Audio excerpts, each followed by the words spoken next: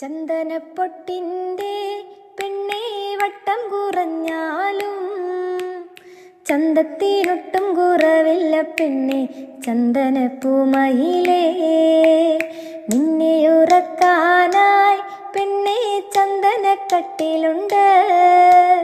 നിന്നെ കിടത്തി താരാട്ടുപാടി മെല്ലെ ഉറക്കാനായി ആശയ്ക്കൊരാശയ്ക്കായി പെണ്ണെ കാണണമെന്നുണ്ട്.